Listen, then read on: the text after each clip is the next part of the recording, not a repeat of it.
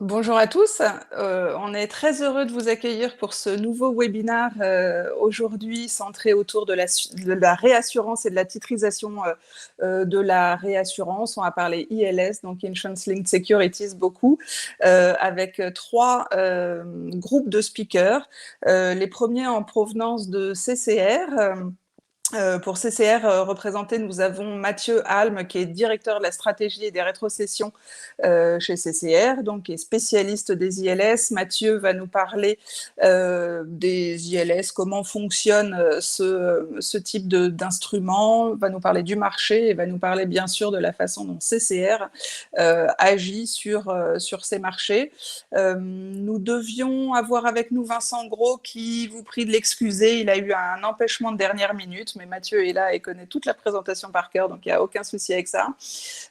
Ensuite, côté Seabird, on a aujourd'hui la joie d'accueillir Davy Senghi, qui est actuaire, qui est spécialiste de la tarification et du provisionnement des risques sous Solva 2, et Benoît Rio, qui est lui aussi actuaire et acheteur-vendeur de réassurance. Donc tous les deux vraiment nous illustreront en fait comment on peut utiliser les ILS pour piloter le bilan et puis reviendront sur la modélisation de la réassurance sous Solvabilité 2.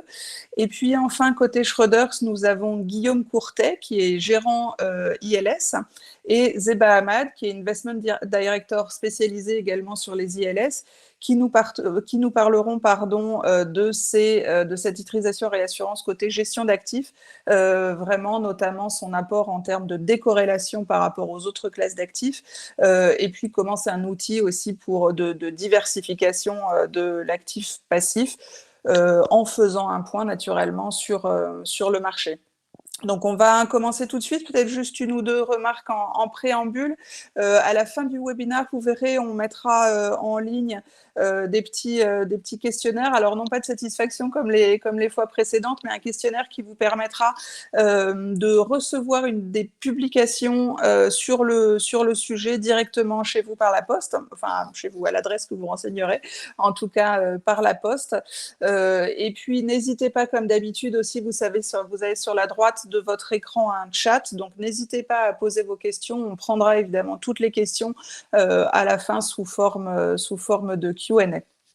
Donc voilà pour cette introduction, et je vais laisser la main tout de suite à Mathieu. Merci Aurore. Écoutez, je suis ravi de partager ce café avec vous ce matin. Donc je vais commencer assez rapidement par, si j'y arrive, voilà. J'y arrive. Voilà, par vous faire un petit tour rapide de ce qu'est un ILS, après un panorama du marché tel qu'on l'a vécu pour le renouvellement du 1er janvier. Je vous indiquerai par la suite la stratégie pour ces CRE sur les ILS et finalement un petit point rapide sur 157 Re, donc qui est la plateforme qu'on a créée, qui est le premier ILS de 3 Français. Voilà. Donc, concernant les ILS, alors, bon, c'est très simple, hein. Un ILS est un instrument financier associé donc à du risque d'assurance. Donc, cela revient quelque part à investir dans la performance d'un contrat de réassurance et de la titrisation, tout à fait classique. Alors, ce qui est intéressant de noter, c'est que les investisseurs recherchent principalement des risques à développement court et décorrélés du reste des marchés financiers. C'est pour ça que les principaux ILS sont des titrisations de risques de catastrophes naturelles. Ça peut également être de la vie. On a vu par exemple le cas de bond de la Banque mondiale sur la pandémie l'an dernier. Et alors des produits un peu moins parfois décorrélés des marchés financiers, mais on a du mortgage, Arch Re et si ce n'est d'ailleurs le principal sponsor de risque mortgage. Après, on peut évidemment envisager d'autres types de risques selon l'appétit des investisseurs. Alors, bon, j'ai illustré ça par le terrorisme, de manière plus large par les spécialités. Donc, j'ai mis un satellite, mais naturellement, on penserait plutôt en ce moment à des risques cyber. Et puis, on a également vu par le passé des risques de RC automobile qui ont été émis sur le marché, le principe étant de se couvrir contre une forte sinistralité sur les risques auto. Donc voilà rapidement ce qu'est un ILS. Alors, le second point qu'on peut se poser comme question, c'est quel est l'intérêt finalement pour un sponsor et pour un investisseur. Donc, je pourrais plus facilement vous parler de la partie sponsor. Je laisserai mes camarades de Schroders éventuellement mettre plus en avant la partie investisseur. Mais pour un sponsor, en fait, le principal intérêt, c'est d'avoir accès directement au marché des capitaux. Et alors, l'objectif pour nous, c'est finalement d'augmenter la diversification de notre panel de rétrocessionnaires, d'avoir une source de capital tiers qui puisse provenir d'un petit peu partout. De manière générale, et c'est vrai sur nos placements traditionnels, on a tendance à faire en sorte de ne pas être dépendant d'un seul marché, que ce soit d'un rétrocessionnaire ou d'un groupe de rétrocessionnaires, mettons des syndicats du Lloyd's ou des Bermudes. Donc on fait en sorte d'avoir voilà, un panel assez large qui soit bermudien, Lloyd's, américain, continental Europe et puis Asie éventuellement. Et donc l'accès au marché financier nous permet de diversifier un petit peu ce panel. Et l'objectif pour nous est d'avoir une solution agile qui nous permette de pouvoir, en fonction de nos besoins, en fonction des différents critères qu'on peut avoir pour la mise en place de couverture, trouver la solution qui nous semble la plus adaptée, et ce, de manière la plus rapide possible. Donc, c'est une question d'optionnalité, j'ai envie de dire. Pour un investisseur, bah, la première chose, c'est une classe d'actifs qui est clairement diversifiante. C'est également un accès assez facile finalement à une industrie qui a beaucoup de barrières à l'entrée. La première étant qu'il faut être une licence pour pouvoir travailler dans le monde de l'assurance et de la réassurance. Et puis, à l'heure actuelle, avec ce que proposent les marchés financiers, il y a un potentiel de rendement qui reste malgré tout assez intéressant. Donc voilà, dans les grandes lignes, ce que je pourrais dire sur ce qu'est un ILS. Concernant le panorama, alors, bon, ça, ce sont des chiffres qui sont, on va dire, de Q4 et début 2021. Alors, en fonction des sources, évidemment, les montants peuvent être un petit peu différents, mais en tous les cas, l'ordre de grandeur est présent. Ce qui est intéressant de noter, c'est qu'on est sur un marché qui représente à peu près 90 milliards de dollars de capacité. Alors, c'est peut-être en légère contraction ces derniers temps. Néanmoins, c'est quand même assez intéressant. Alors, ça reste tout petit à l'image, évidemment, de ce qui est sous gestion pour les investisseurs, mais bon, c'est une classe d'actifs qui a le mérite d'exister. Ce qu'on peut noter, c'est principalement que on a émis en 2020 pour quasiment 11 milliards de cat bonds.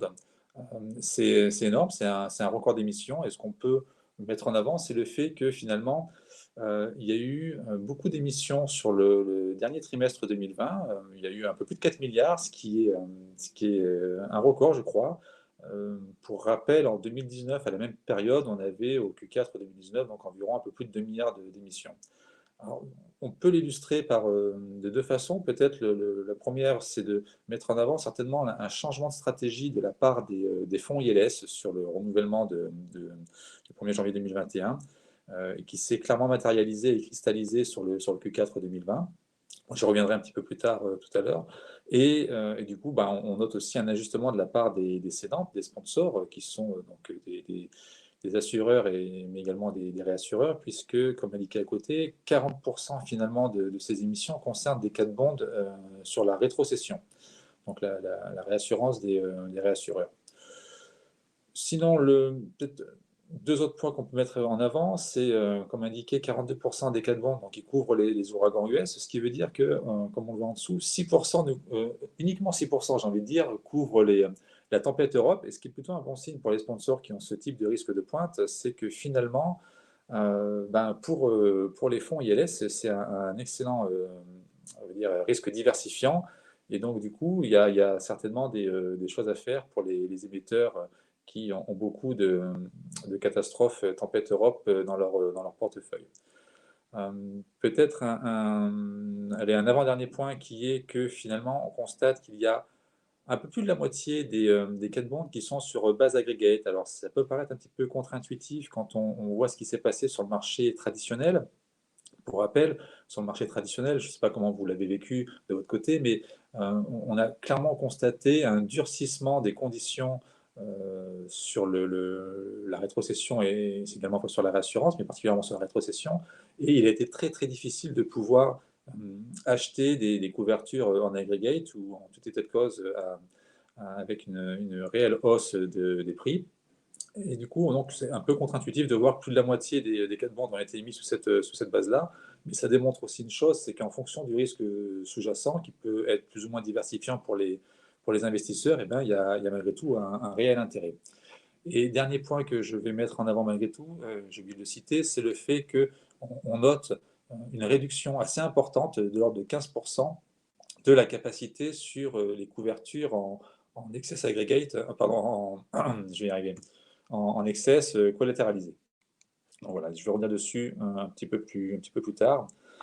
Alors, sur ce magnifique graphique, et je vois que les couleurs sont pas très heureuses finalement, l'objectif c'était surtout de mettre en avant deux choses. Déjà, on parle là uniquement des émissions de cat bond sur le marché de la rétrocession uniquement. Ce qu'on constate, c'est que la plupart des émetteurs sont évidemment des grands réassureurs et le plus souvent globaux. Et ce qu'ils achètent, eh ben, c'est déjà beaucoup de capacité et le plus souvent donc pour libérer du capital sur le risque de pointe qui est la tempête aux États-Unis, comme on a pu le voir précédemment. Hop là.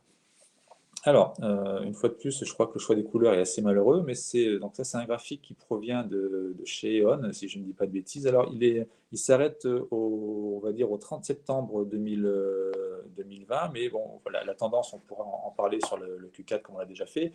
Ce qu'on note néanmoins, c'est qu'il y a une forte croissance de la capacité des ILS depuis, on va dire, le début des années 2010. Et on constate donc une légère contraction, comme j'ai pu l'indiquer précédemment. Ce que l'on voit, c'est que la partie la plus importante, quelque part le produit ILS le plus important en termes de capacité, c'est ce qu'il y a tout en haut, c'est la réassurance collatéralisée. Alors c'est, comme je l'indiquais également, finalement le segment qui a connu la contraction la plus importante de l'ordre donc de 15% sur le renouvellement au 1er janvier. Les quatre bons sont donc la partie tout en bas, correspond donc au second produit toujours en termes de capacité utilisée. Alors, comme je l'indiquais, ce graphique il s'arrête au Q3. Néanmoins, on a vu au Q4 et même au Q1 2021 une forte reprise des émissions de 4 bonds. On a vu l'arrivée de 4 nouveaux sponsors, ce qui est plutôt positif pour le marché, mais ça reste malgré tout un segment dominé par des réassureurs européens ou globaux. Malgré tout, on note l'apparition d'acteurs de taille plus modeste qui commencent à explorer ce type de produit pour placer le risque de pointe, et c'est plutôt une bonne chose pour l'ensemble du marché. Et après, de manière plus anecdotique, on va dire coincé entre la rétro-collatéralisée, enfin la réassurance collatéralisée et les 4 bonds, on a les ALW et les sidecars, donc c'est un peu plus confidentiel comme segment de marché.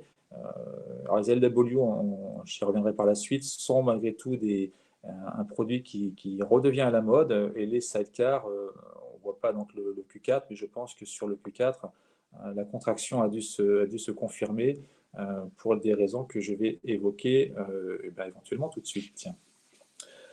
Alors, moi, c'est mon sentiment par rapport au renouvellement, donc évidemment, ça n'engage que moi, mais ce qu'on peut constater sur ce renouvellement au niveau des ILS, c'est que les performances des dernières années ont été relativement décevantes sur les deals privés. Les deals privés, donc, c'est finalement les réassurances collatéralisées et les sidecars. Donc, quelque part, c'est comme ça qu'on l'a interprété chez CCRE, mais je pense que beaucoup d'acteurs du marché ont la même vision. Ça a poussé les investisseurs à se tourner vers des produits qui sont beaucoup plus simples, comme donc les ALW ou les 4 bonds, qui en plus ont le mérite d'être des produits plus liquides et avec un marché secondaire, on voit pour les 4 bonds, qui fonctionne correctement.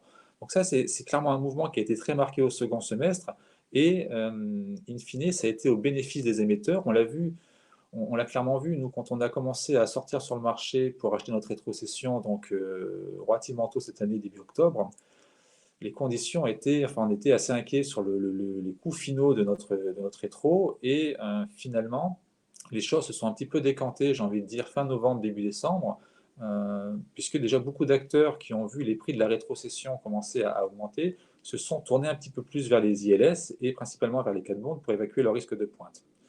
Donc voilà, c'est la principale remarque que nous on a pu constater, et ça a été finalement au bénéfice donc des émetteurs, parce que c'est un petit peu quelque part permis à la demande de s'ajuster à l'offre, puisque plus de capacité a été disponible sur ce segment-là. Après, donc, comme je l'avais indiqué, ce qu'on peut également mettre en avant, c'est le succès des LW.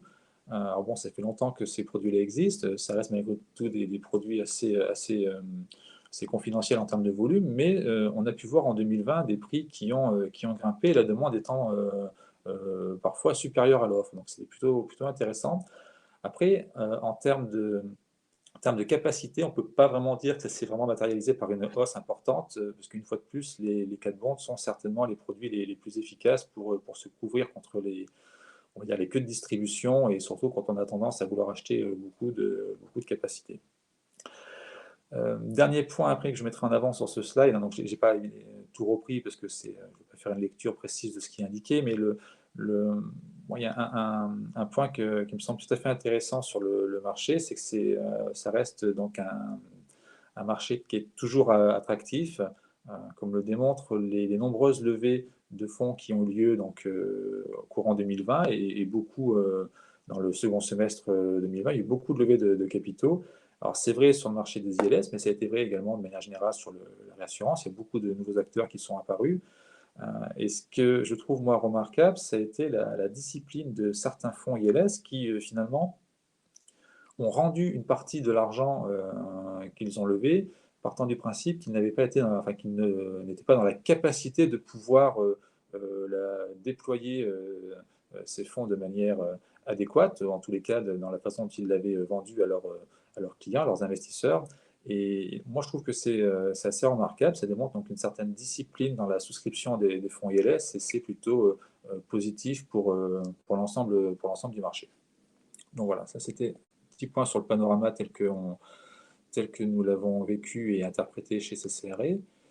Concernant la stratégie de CCRE sur les ILS, bon, elle est relativement simple. C'est un segment qu'on a commencé on va dire, à investiguer en 2014, donc ça reste malgré tout assez récent. On a commencé par acheter de la rétrocession collatéralisée, ce qui est, comme on l'a vu, le produit finalement le plus commun et certainement le plus simple à mettre en œuvre pour une cédante. Mais par la suite, on a décidé, pour accompagner la croissance de ces CRE, de passer, on va dire, à la vitesse supérieure et on a créé une plateforme dédiée donc à la titrisation de risques d'assurance. Cette plateforme s'appelle 157 Re, donc on le verra par la suite, c'est un véhicule donc, de droit français, ça a été le premier qui a été émis sur ce type de titrisation. Aujourd'hui, on a émis 3 générations de sidecar qui couvrent exclusivement du risque de catastrophe naturelle. Néanmoins, dans notre stratégie, 157 Re a vocation à titriser d'autres types de risques. On travaille sur différentes choses, ça pourrait être de la vie, ça pourrait être, comme indiqué précédemment, des risques dans les spécialités. Dans tout état de cause, 157 Re a vocation voilà, à titriser d'autres types de risques que les catastrophes naturelles et également a vocation à titriser d'autres produits que le sidecar qu'on a émis donc, et qu'on renouvelle depuis 2019. Mais on pourra envisager, et on travaille dessus, d'avoir un compartiment qui soit dédié à une tranche collatéralisée, voire pourquoi pas à l'avenir à un cas de bond. Donc voilà, c'est pour nous, comme je l'avais indiqué, une solution agile d'utilisation du capital tiers et ça nous donne de l'optionnalité dans le choix de nos rétrocessionnaires. En tout état de cause, pour nous, on ne considère pas le marché des ILS comme étant en opposition au marché traditionnel, ça reste un complément. On cherche à avoir un équilibre entre les deux, selon donc les différents critères qu'on peut avoir au sein de CCRE. En tout état de cause, on est sur une volonté de partenariat à long terme avec. Alors, c'est vrai que les investisseurs sur les produits ILS qu'on a pu monter, et principalement à travers 157 Re, mais c'est aussi avec nos rétrocessionnaires traditionnels. Et on constate que dans le temps, finalement, d'avoir ces relations de long terme, ça a été très utile et on a pu le voir dans un marché de rétrocession au 1er janvier qui s'est quand même durci. On ne peut pas dire que c'est un marché dur, mais en tous les cas, c'est un marché qui s'est durci. Et ces relations de long terme nous ont été bénéfiques tant sur le marché traditionnel que sur notre sidecar, puisqu'on a réussi finalement à le renouveler et à avoir un peu plus de capacité même que les années précédentes. Donc voilà, donc pour nous, comme indiqué, ce n'est pas une alternative, mais c'est clairement un complément par rapport au marché traditionnel. Alors, ce que je vais faire, si j'y arrive, et voilà, c'est vous parler rapidement de 157 Re, donc qui est un ILS de droit français, c'est le premier, et comment présenter ça? En fait, c'est, dans le cas d'un ILS de droit français, ce qu'on a fait, c'est qu'on s'appuyait sur un fonds commun de titrisation, donc qui est le véhicule qui va transformer le risque d'assurance en un investissement, financier. Alors le FCT, pour ceux qui ne sont pas forcément familiers avec ce véhicule, c'est, quelque chose qui est malgré tout très ancien en droit français. Si je ne dis pas de bêtises, ça remonte à 1988 et donc c'est un régime légal qui est bien rodé et qui est largement utilisé donc depuis lors et ce principalement, dans les risques bancaires. Je crois que la titrisation de risques d'assurance, n'a pu commencer légalement à se mettre en place qu'à partir de 2007-2008, si je ne dis pas de bêtises. Le régime était adapté à ce moment-là, mais utilisé pour la première fois, donc comme indiqué en 2019, par CCRE. Alors le fonctionnement est assez simple, hein. On a typiquement la cédante, qui est le sponsor, qui transfère via un contrat de réassurance ou de rétrocession selon le cas, donc les risques d'assurance. On a la société de gestion qui est donc en bas sur le graphique, qui, elle, va élaborer donc un règlement détaillant les caractéristiques du fonds et son fonctionnement. Il y aura une description des actifs et du passif, bien évidemment, et elle va énoncer donc toutes les règles applicables au fonds. La société de gestion, c'est elle qui représente légalement le fonds. Donc elle en assure la gestion administrative, financière et comptable. Elle conclut les contrats, donc typiquement le contrat qui est signé en l'occurrence entre CCRE et le FCT, c'est la société de gestion donc, qui va le contresigner. Et elle est donc l'interlocutrice, la société de gestion, l'interlocutrice des investisseurs.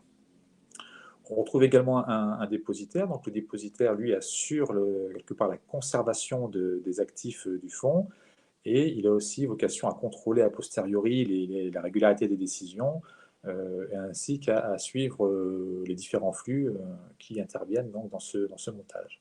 Alors il y a un petit, il y a, comment dire, un acteur qui n'apparaît pas sur ce schéma-là, qui est l'agent vérificateur. L'agent vérificateur, en l'occurrence, c'est un tiers qui nous a été imposé par l'AMF à l'époque. Ce tiers a vocation à être une sorte de garde-fou pour les investisseurs. Il a vocation donc à aller vérifier typiquement que ce qu'on cède, les informations que l'on communique donc à la société de gestion correspondent bien au type de risque que l'on doit céder, que l'on n'oublie rien, qu'au niveau de la sinistralité, on n'en met pas plus qu'on devrait, et que typiquement les provisions qu'on peut calculer dans les reportings sont pratiquées selon les règles de marché. Donc on a cet agent vérificateur qui nous envoie une armée d'actuaires régulièrement pour s'assurer que tout est fait dans les règles de l'art, ce qui est plutôt positif pour les investisseurs qui, dans l'ensemble, trouvent ça plutôt positif. Voilà sur le fonctionnement de 157 dans les grandes lignes. Hop là. Donc, de manière très simple et schématisée, au niveau du FCT, ce qu'on va retrouver à l'actif, c'est ce que j'ai indiqué, c'est le traité de réassurance qui va transférer les risques d'assurance. Alors, dans le cas de titrisation bancaire, on a des créances, et pour 157 on a un contrat de rétrocession qui transfère les risques de réassurance. Au passif, ce qu'on va retrouver, ce sont des titres qui vont être des titres de dette qui vont être émis auprès des investisseurs. Et donc, le plus souvent, ça prend la forme de parts ou d'obligations. Alors, ce qui est intéressant, c'est que le FCT, justement, a cette particularité d'être assez flexible en la matière. Et ce n'est pas neutre, puisque typiquement, si vous émettez des obligations, vous avez l'obligation d'avoir une rémunération qui doit être déterminée ou déterminable, ce qui, pour un sidecar, est relativement compliqué. Donc c'est la raison pour laquelle nous, pour le sidecar, on a émis des parts, mais si demain on devait émettre une rétrocession collatéralisée dans un compartiment ou un cas de bond, du coup, on pourrait plus facilement utiliser les obligations. Mais ce qui est important de noter, c'est qu'on a du choix en fait au niveau de la structure. Voilà, et dernier point, et je terminerai là-dessus, ce sont quelque part les 4 grands principes qui gouvernent le véhicule de sécurisation, donc régi par Solvabilité 2. Alors, je ne vais pas tous les relire, puisque j'imagine que vous êtes pour la plupart d'entre vous très familiers avec Solva 2 et ses 4 grands principes. En revanche, je vais vous parler donc rapidement des des grands avantages du fonds commun de titrisation pour un investisseur. Le premier avantage, c'est que c'est un dispositif qui vraisemblablement échappe largement à l'aléa contractuel, puisqu'il y a déjà eu énormément de FCT qui ont été émis depuis des années. Alors, très peu en réassurance, il est vrai, puisque le seul, c'est 157 ré, mais on espère que ça va créer des vocations.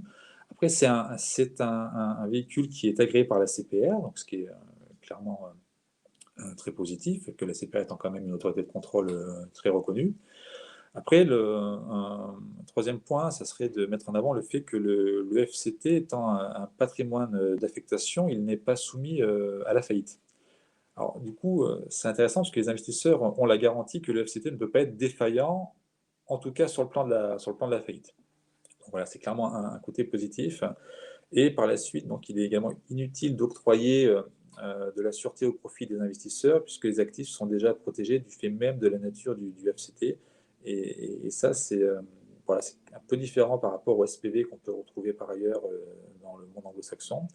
Et puis, un dernier point que je mettrai en avant, mais c'est un point qui est plus intéressant, je pense, pour les émetteurs, c'est la possibilité de pouvoir émettre des compartiments, ce qui est très pratique. Nous, on le voit dans le cas de notre sidecar. Chaque année, on émet un compartiment qui correspond à la génération en cours, mais on pourrait éventuellement émettre des compartiments en parallèle sur une même année pour des produits différents, comme mettons donc un compartiment sidecar sur les catastrophes naturelles 2021, et en parallèle, on pourrait avoir un compartiment sur des risques vie sous forme excess, par exemple. Donc voilà, il y a une certaine souplesse d'utilisation qui est assez intéressante et qui, en tous les cas, correspond clairement aux besoins de CCRE sur son approche des marchés ILS. Voilà, écoutez, j'espère que j'ai été assez clair et pas trop long. Très très clair, merci beaucoup. Merci beaucoup Mathieu, en tout cas pour ce point qui encore une fois était limpide. Alors Mathieu parlait d'armée d'actuaires, donc on va vous en amener deux seulement ce matin, mais deux actuaires effectivement, donc Davy et Benoît, qui vont revenir avec vous sur toute la partie tarification, provisionnement, modélisation de ce risque-là sous solvabilité 2. Donc Davy et Benoît, je vous laisse la parole. Merci Mathieu, merci Aurore, merci pour cette présentation. Alors oui, Davy et moi, nous allons vous parler de modélisation et de structuration, plutôt du point de vue des assureurs, acheteurs de protection, que du point de vue des réassureurs et des investisseurs en ILS. Alors pour commencer, un rapide rappel sur les leviers à disposition des assureurs pour piloter la valeur, le capital, le profil de risque et le bilan. On a classé un échantillon de solutions possibles sous quelques rubriques. Vous voyez à droite en rouge une boîte de souscription pour les moyens qui agissent sur le passif du bilan, comme par exemple la sélection des risques, la tarification, le risque appetite. Autres leviers, les investissements et les placements, y compris opérations d'achat-vente, opérations de rebalancement des placements, acquisition de portefeuille d'actifs, etc. Troisième pilier, celui qui nous intéresse maintenant, en bas, couleur ambre, les opérations de titrisation et de couverture de réassurance, par exemple, ou de rétrocession. Cela inclut alors le transfert des risques d'assurance, mais aussi des risques de marché tels que risque de taux, de crédit, de devise, ce genre de choses. Alors cette troisième rubrique couvre plutôt les affaires en stock ou les actifs en stock. Alors tous ces leviers implique des transactions avec des contreparties. Alors avec Solvabilité 2 et un cadre réglementaire un peu moins prescriptif, il y a un certain nombre de leviers de pilotage de la valeur et du capital que l'on peut maintenant actionner. Je pense au recours à un modèle interne, qu'il soit partiel ou pas, pour mesurer les besoins en capital. Je pense au recours aux USP, au Volatility Adjustment, et sur d'autres marchés, le Matching Adjustment par exemple. Alors cette liste, évidemment, elle n'est pas exhaustive. Il y a d'autres outils à disposition pour piloter le bilan. Aujourd'hui, nous avons choisi de parler de deux de ces leviers de pilotage, la réassurance et la titrisation des risques d'assurance. Alors la réassurance, comme vous le savez, c'est un outil robuste et flexible qui permet d'adresser de nombreux besoins. Au-delà des accords de réassurance traditionnels, il y a de nombreuses formes de couverture qui permettent de piloter le capital et la valeur et les risques, tout en gérant les risques. Alors, Mathieu a parlé des ALW. Et on peut citer par exemple les Loss Portfolio Transfer, les Adverse Development Cover, les traités de financement en vie, la monétisation de portefeuille avec ou sans cash, plutôt en vie également, les longevity swap, etc. Comme vous le savez, la réassurance a quelques limites. Mathieu en a évoqué certaines. Les risques de contrepartie, y compris les risques de concentration et de contagion. On l'a vu dans le passé, des crises financières peuvent avoir un impact sur la solvabilité des réassureurs. La réassurance peut apporter la complexité opérationnelle avec, là encore, des risques opérationnels accrus en période de turbulence financière et des problèmes de capacité. Je ne vais pas forcément revenir sur le sujet, Mathieu en a parlé. Et c'est là où peuvent intervenir les solutions alternatives de transfert de risque, telles que la titrisation des risques d'assurance et les cas de bond, par exemple. L'assureur a, dans ce cas-là, non seulement accès au marché des rassureurs et des rétrocessionnaires, mais également à des investisseurs comme des fonds de pension ou d'autres investisseurs institutionnels comme des assureurs, par exemple. Je vais passer la parole à Davy, qui va rappeler les effets de ces transactions sur les fonds propres et les besoins en capital sous solvabilité 2. Oui, merci Benoît. Donc, avant de vous présenter donc, les impacts de la réassurance sous solvabilité 2, un petit rappel donc, de la formule standard de solvabilité 2. Donc, elle repose sur une approche par module de risque. À chaque module de risque est calculé un montant de capital requis, donc au titre de ce risque. Et puis, donc, l'agrégation de ces risques avec la prise en compte de la diversification permet de déduire donc, le montant total de capital requis, le SCR. Le calcul des fonds propres éligibles permet enfin donc, de déduire le ratio de solvabilité. Donc, sur le graphique de droite, on a représenté donc, les différents modules de risque. Et donc, on voit la présence de la réassurance dans les encadrés rouges, avec des encadrés rouges. Donc, on voit que la réassurance impacte à plusieurs endroits de cette structure de la formule standard de solvabilité 2. Sur le slide suivant, donc, nous voyons ici comment est structuré le bilan solvabilité 2. Slide suivant. Voilà. Nous voyons comment est structuré le bilan de solvabilité 2, donc qui se présente avec un actif en valeur de marché et un passif composé de deux blocs. Donc le premier bloc correspond au fonds propre, qui à minima doit être égal au SCR. Le deuxième bloc, le second bloc donc correspond aux provisions techniques, qui lui-même est composé donc de deux composantes.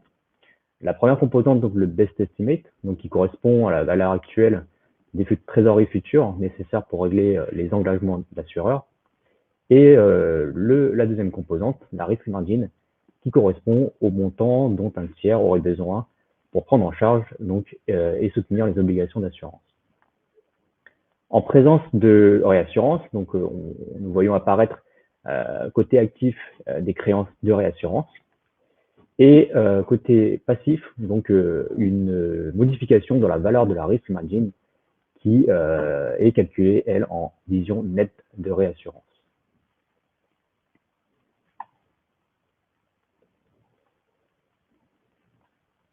Donc, comment agir sur ce SCR, donc, par le biais de la réassurance? Donc ici, on prend l'exemple d'un assureur non-vie. Donc, pour un assureur non-vie sous solvabilité 2, donc le montant total de capital de solvabilité requis est principalement porté donc, par le risque de primes et réserves. Le calcul du SCR de ce risque est fonction de deux paramètres, donc la volatilité qu'on note ici sigma et le volume de primes et réserves qu'on note V.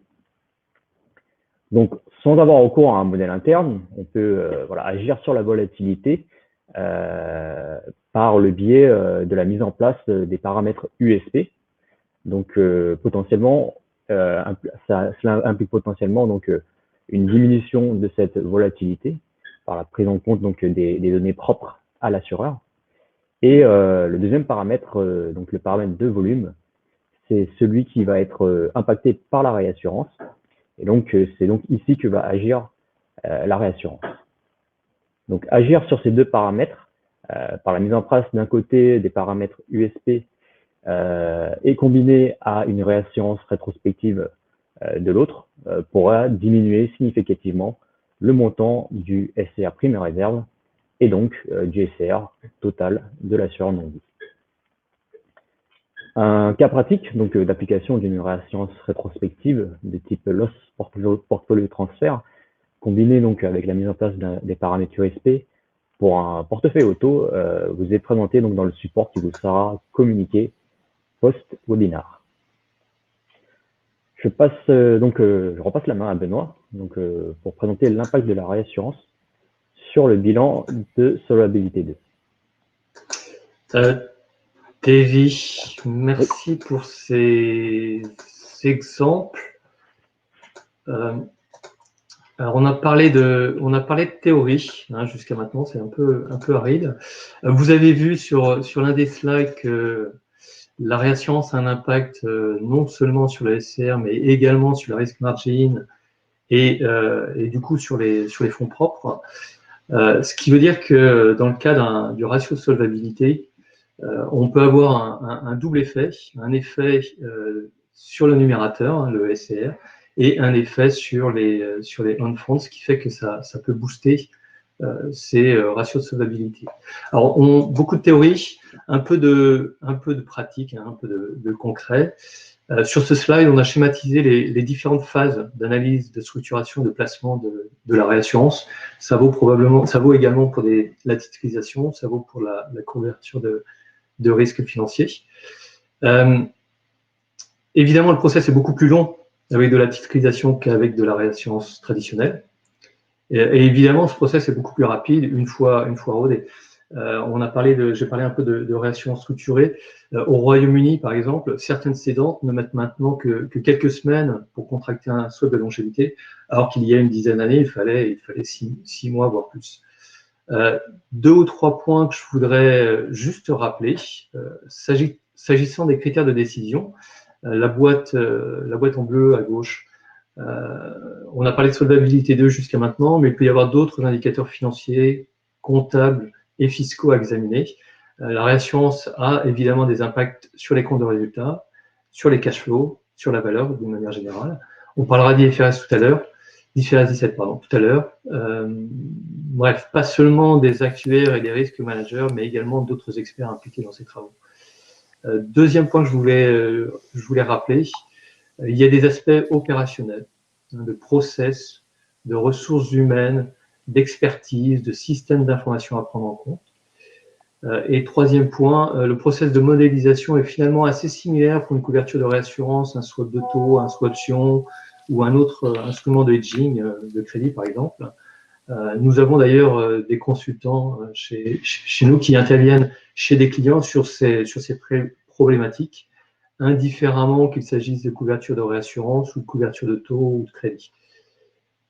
Voilà, je vais passer la parole à Zeba et Guillaume, qui vont parler des titrisations vues de l'autre point de vue, celui de la contrepartie, l'investisseur. Merci Benoît et bonjour à tous. Donc je vais commencer et puis Zeba prendra la parole par la suite. Donc Guillaume Courtet, gérant de portefeuille à Schroders Equero. Et ce que nous faisons, donc nous à Schroders, c'est que nous allons investir dans des ILS et donc prendre du risque majoritairement de catastrophes naturelles, mais comme Mathieu l'a dit, on peut prendre d'autres types de risques en échange du paiement d'une prime. Et donc nous avons en fait une activité qui est assez similaire à un réassureur dans le sens que nous prenons du risque de catastrophe naturelle. La différence principale étant que pour prendre ce risque, nous n'utilisons pas le capital de l'entreprise, mais bien l'argent de nos investisseurs. Et donc, si les deux activités sont similaires, vous me direz probablement quel est l'intérêt des ILS. Et je pense que pour répondre à cette question, il faut remonter à 1992, où finalement un ouragan avait détruit la Floride, et plus particulièrement cet ouragan s'appelait Andrew et avait dévasté Miami. Et cet événement avait causé des pertes si importantes et même inimaginables pour l'époque que des compagnies d'assurance avaient fait faillite. Et suite à cet épisode, les compagnies d'assurance se sont rendues compte qu'elles avaient besoin de plus de capacité de réassurance. Et de fait, au moment où elles ont voulu chercher cette capacité de réassurance, on s'est rendu compte qu'il y avait une pénurie de capacité sur le marché. Et de là est né le premier cat bond qui, on va dire, a marqué la naissance du monde ILS. Un ILS, ça va être différent d'un contrat de réassurance classique dans le sens où, et là, on va regarder le graphe qui est sur la droite, un SPV va intermédier la relation réassureur-réassuré, le réassureur étant ici l'investisseur. La protection apportée par l'investisseur jouant le rôle de réassureur est très généralement 100% collatéralisée dans un investissement sûr. Donc, ça va très généralement être des T-bills américains avec une maturité courte. Et également, la structure d'un ILS va supprimer tout risque de contrepartie. L'intérêt d'un ILS pour un assureur ou pour quelqu'un souhaitant céder du risque a été très bien démontré durant cette présentation. Ça va être tout simplement de diversifier son panel de réassureurs et d'avoir une protection qui est 100% collatéralisée. Pour un investisseur, et c'est ce qui va nous intéresser de notre côté, l'intérêt, c'est d'avoir un investissement complètement décorrélé et finalement de prendre un risque uniquement de catastrophe naturelle ou très majoritairement de catastrophe naturelle. Ce qui veut dire qu'un ILS ne va pas avoir de risque de taux parce que tous les investissements ILS ont une structure à taux flottant et également pas de risque de contrepartie du fait de la protection apportée par le SPV. Maintenant, je vais laisser la parole à Zeba pour présenter les différents risques que nous pouvons prendre dans nos fonds. Zeba, je crois que tu es en mute. Voilà, bonjour, rebonjour. Pour parler donc des différents risques qui se retrouvent dans ILS, comme déjà évoqué par Mathieu, c'est vraiment principalement des risques de catastrophes naturelles. Et puis, c'est principalement aux États-Unis.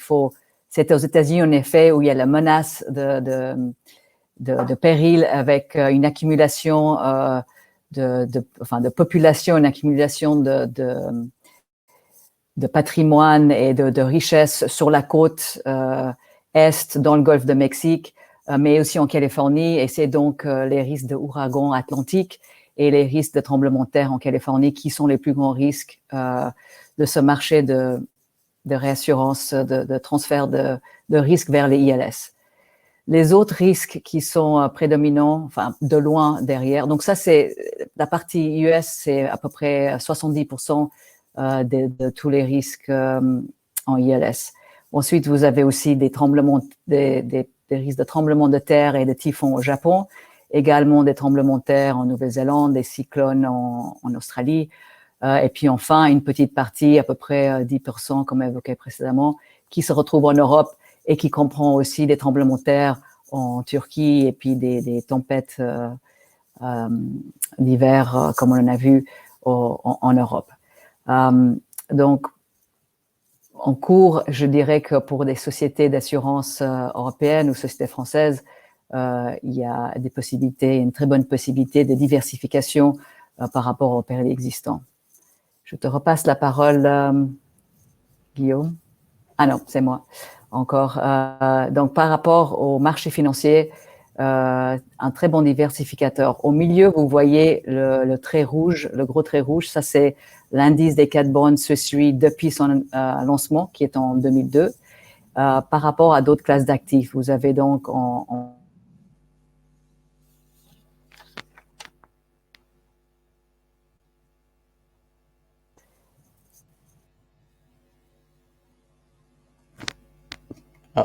J'ai l'impression qu'on a perdu Zeba. Je vais continuer en attendant qu'elle puisse se reconnecter. Effectivement, si on regarde la courbe du rendement des ILS en rouge, on se rend compte de la décorrélation des ILS. Tu veux continuer, Zeba ? Oui, je suis désolée, j'ai été déconnectée, je ne sais pas pourquoi. Ça Ça devait arriver pendant que je parlais, mais donc la courbe ILS en rouge, les autres classes d'actifs, on voit que les autres classes d'actifs, il y a pas mal de volatilité, que ce soit les commodities, que ce soit les equities. En cat bonds, on finit quand même, on a quand même un bon rendement sur le temps, très peu de volatilité. On voit juste une toute petite correction en 2017 due aux ouragans, un tremblement de terre. En fait, c'était la pire année pour les assurances de l'histoire. Donc, c'est quand même un résultat pas trop mauvais quand on pense que les cat bonds ont fini plus ou moins flat sur l'année et qu'on a perdu mark to market 5% pour le mois de septembre de cette année-là.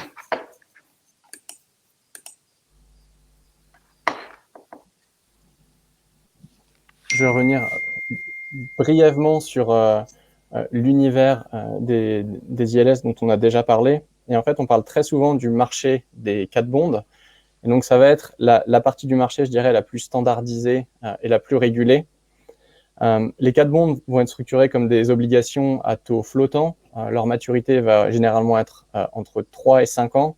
Et la grosse caractéristique de ce marché, c'est qu'il est liquide, ce qui veut dire qu'il y a un marché secondaire. Donc, nous pouvons acheter ou vendre du risque de tremblement de terre californien ou d'ouragan en Floride grâce et de manière journalière grâce à ce type d'instrument. Les cat bonds, on va dire que ça va être la partie émergée de l'iceberg de l'univers ILS parce que finalement, la plus grosse partie de ce marché, ça va être la réassurance collatéralisée. Et finalement, ce segment du marché va être très similaire à un contrat de réassurance classique, à ceci près que les engagements vont être collatéralisés. Ces investissements ont une maturité de 1 an et sont totalement illiquides. Ensuite, une partie un peu plus petite du marché, mais qui reste, je dois dire, très importante pour les fonds ILS, ça va être les ALW. Et donc, ici, on est en présence d'un contrat qui est très similaire à la réassurance collatéralisée, à ceci près que l'index de déclenchement du contrat ne va pas être basé sur les pertes de la cédante, mais sur des pertes marché. Et enfin, Mathieu en avait parlé, on peut aussi regarder les sidecars ou les quota shares, qui sont ici un investissement où nous allons partager du risque de manière horizontale avec la cédante, ce qui veut dire que nous allons partager pro rata les primes, mais également les pertes quand elles surviennent. Zeba, on peut aller à la prochaine slide. Donc, nous avons présenté les ILS de manière assez synthétique et nous avons commencé à esquisser un intérêt pour un investisseur, à savoir qu'un investissement dans les ILS présente un risque qui est décorrélé des marchés financiers, court terme également, et la majorité du risque des fonds ILS, ou en tout cas de nos fonds, est située aux États-Unis et la prise de risque en Europe est relativement faible. Et aujourd'hui, notre audience étant majoritairement des assureurs, nous pensions intéressant de nous attarder sur le coût en capital qu'aurait un tel investissement pour un assureur européen.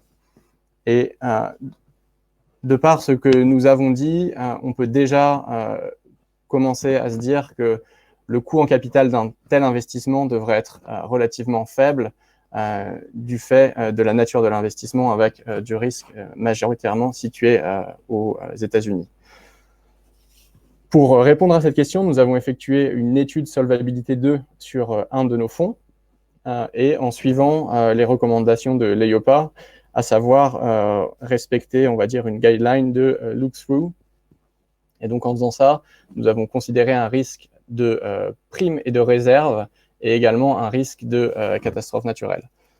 Je vais vous épargner tous les détails de l'étude et passer directement aux résultats, à la slide suivante.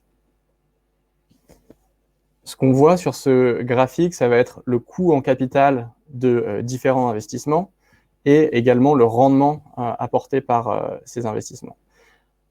On va d'abord se concentrer sur les ILS, donc qui sont dans le rectangle rouge. Et ici, on voit qu'un investissement en ILS en standalone coûterait à un assureur européen soit plus de 60% en capital, ce qui est donc très important.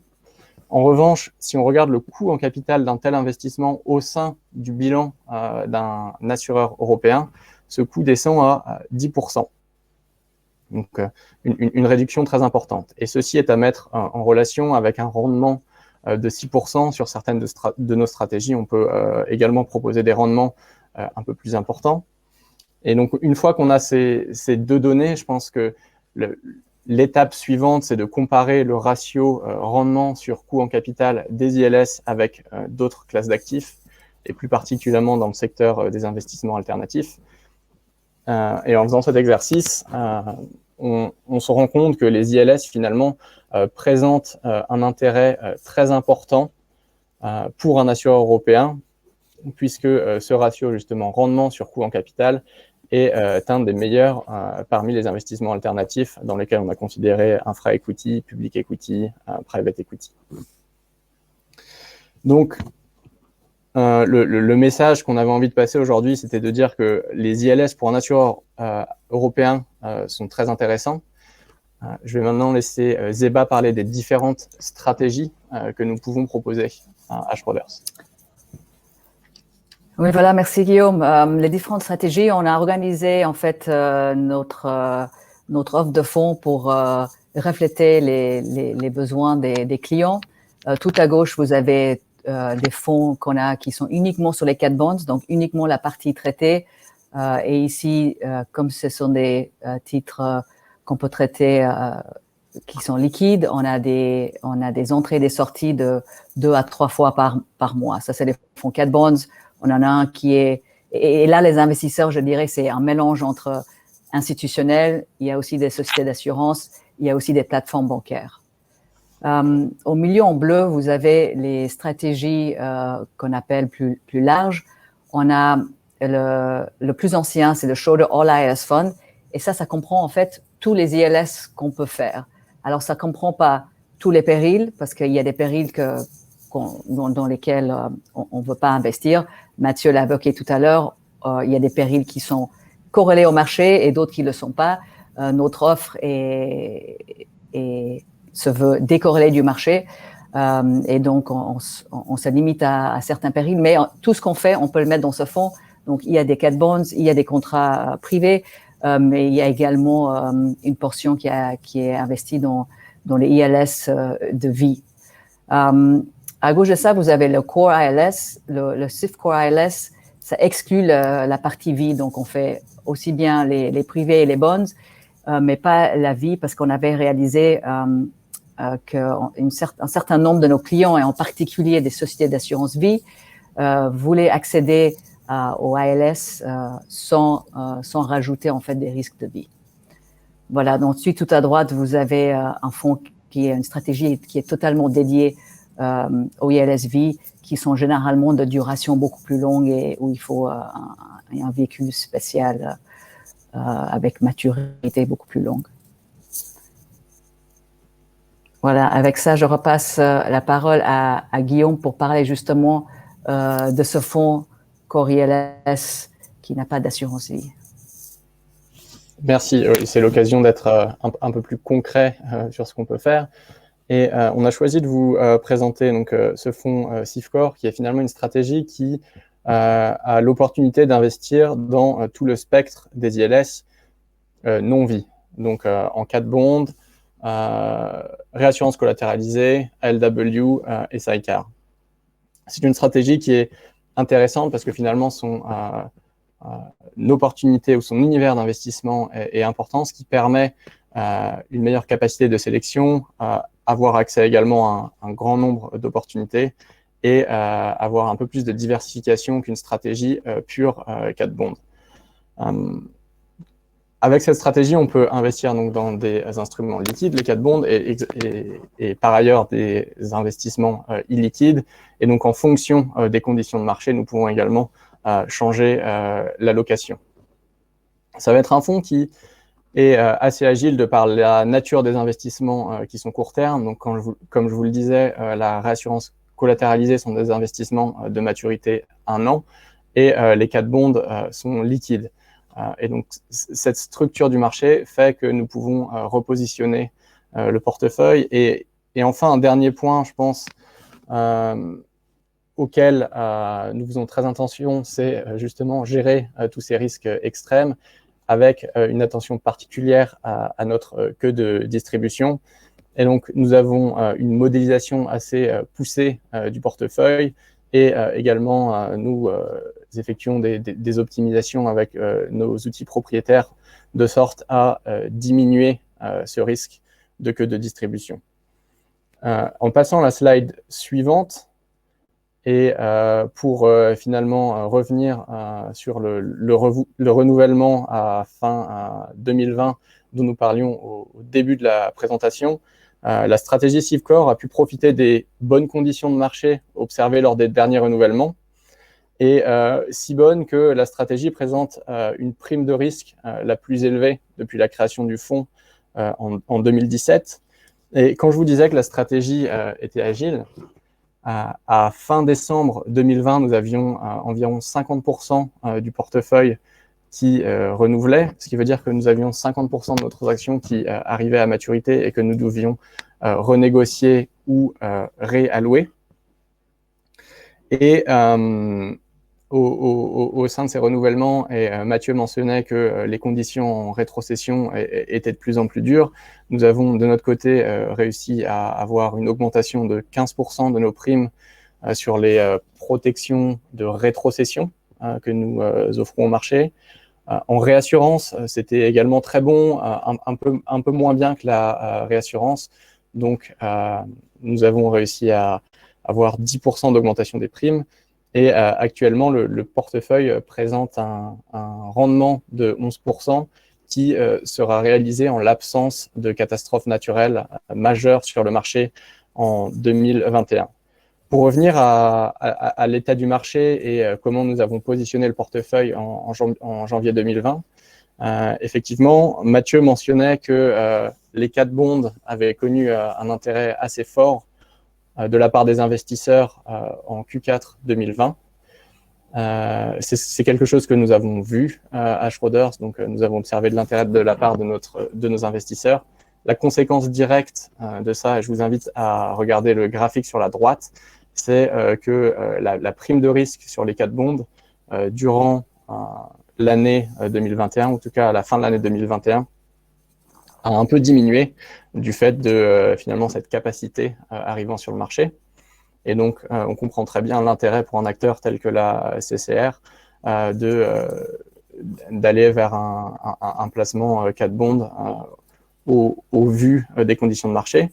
Sur la rétrocession, finalement, la capacité de la part des investisseurs était un peu moins présente et de par le fait que les années précédentes en termes d'investissement n'étaient pas à la hauteur de ce qu'un investisseur voulait, nous avons finalement, le marché a demandé des rendements plus intéressants. Il faut savoir que le marché de la réassurance et de la rétrocession a été très impacté par des ouragans en 2017, des typhons et des feux californiens en 2018, mais également par le Covid en 2020. Et donc finalement, l'augmentation des primes de risque s'explique par ce qu'il s'est passé dans le passé. Ce que nous avons réussi à faire également, peut-être un dernier point, donc d'un côté, nous avons réussi à augmenter la marge de risque du portefeuille, mais également négocier finalement des conditions contractuelles plus strictes qui devraient apporter plus de robustesse au portefeuille.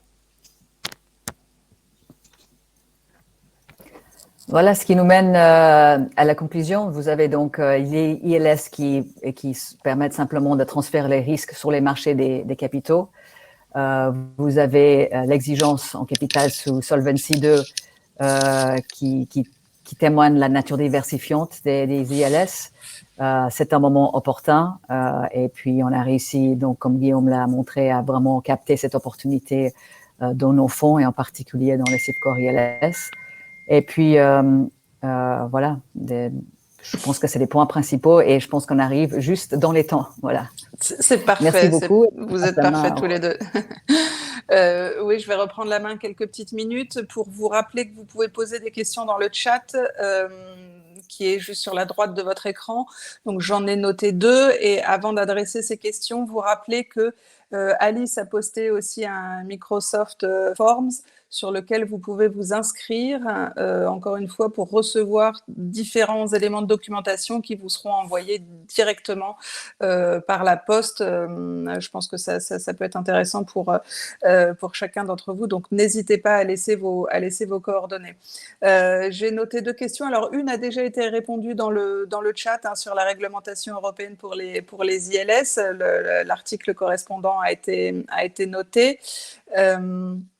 J'ai 2 autres questions, qu'on va pouvoir répondre assez rapidement. Je pense la première qui est comment sont traités les flux de trésorerie liés aux commissions de cession sous IFRS 17. Je pense que celle-là sera pour Davy et Benoît. Et j'en ai une autre qui sera peut-être plutôt pour Guillaume et Zeba, pardon, qui est quand est-ce que globalement c'est le bon moment d'entrer sur le marché des ILS en tant qu'investisseur. Je vais peut-être laisser Davy et Benoît répondre à la première rapidement. Oui, donc pour la première question, c'était concernant les flux de trésorerie. Donc les flux de trésorerie des commissions de cession, donc les commissions de cession sont en fait, la norme stipule qu'il est nécessaire de distinguer les flux de trésorerie qui dépendent de la survenance du sinistre de ceux qui n'en dépendent pas. Et donc, par rapport à ça, donc les flux de trésorerie liés à de la réassurance qui dépendent de la survenance de sinistres, donc couverts par les contrats sous-jacents, doivent être considérés comme faisant partie des indemnisations. Comme par exemple les commissions variables et les participations aux bénéfices. Donc elles font partie donc des indemnisations des traités de réassurance détenus. Et les flux de trésorerie donc liés à la réassurance qui ne dépendent pas de la survenance des sinistres couverts donc par les contrats sous-jacents doivent être, elles, considérées en réduction des primes à payer aux réassureurs. Donc par exemple les commissions fixes. C'est très clair. Merci beaucoup. Zeba ou Guillaume, donc quel est le moment opportun pour rentrer sur le marché des ILS? Et lié à ça, il y avait une autre question aussi, qui est peut-être globalement, de manière générale, quel est le poids des ILS dans les portefeuilles des investisseurs? Je vais peut-être commencer par la dernière question et puis passer la main à Guillaume pour la suivante. Donc, en général, on voit que les clients allouent à peu près 2 à 5% de leur portefeuille en ILS quand ils décident d'y aller. Il y a quelques-uns qui vont plus grand que ça, mais c'est vraiment le sweet spot. C'est là que la plupart des investisseurs se retrouvent. Et puis, sur ce timing, donc, je vais passer la main à Guillaume. C'est vrai que le timing, c'est une question qu'on a assez souvent. La réponse la plus simple, ce serait de dire de rentrer après un événement majeur, donc le grand tremblement de terre en Californie ou un ouragan de force 5 en Floride. Bien évidemment, ça c'est très difficile à timer. Donc ce que je dirais pour un investisseur, ce serait de déjà rentrer sur le marché pour devenir familier avec la classe d'actifs et puis ensuite moduler peut-être son allocation en fonction des conditions de marché. Alors, si on regarde où on en est maintenant, je pense que c'est également une bonne fenêtre d'entrée parce qu'on n'a pas eu un événement majeur, mais on a quand même eu une succession d'événements qui étaient assez importants. Donc, les ouragans en Floride en 2017, puis les typhons et les feux californiens, et enfin le Covid. Donc, si on regarde la stratégie Safeguard de laquelle je parlais précédemment, on voit que les conditions sont les meilleures sur cette stratégie depuis 2013. Donc, il y a quand même un point d'entrée actuellement. Je dirais aussi par rapport à combien mettre dans le portefeuille, généralement, on regarde le scénario, en fait, le tail risk, on regarde combien on peut se permettre de perdre dans le portefeuille dans le pire des scénarios, et puis c'est à peu près comme ça qu'il faut voir la taille optimale dans le portefeuille. Parfait. Merci beaucoup à tous les deux.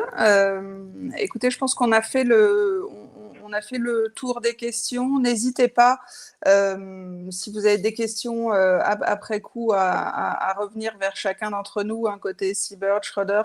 On sera évidemment là pour répondre à vos questions et pour creuser le sujet sous tous les angles que ce soit. Je vous rappelle une dernière fois le questionnaire Microsoft Forms qui est sur la droite de votre écran normalement avec un lien pour que nous puissions vous envoyer toute la documentation liée à ce sujet passionnant dont nous venons de parler pendant 1 heure ce matin. Et puis me reste à remercier tous nos speakers ce matin, à vous remercier à vous de vous être connectés nombreux et à vous dire à la prochaine fois pour un autre séminaire Seabird Schroders. À très bientôt. Au revoir.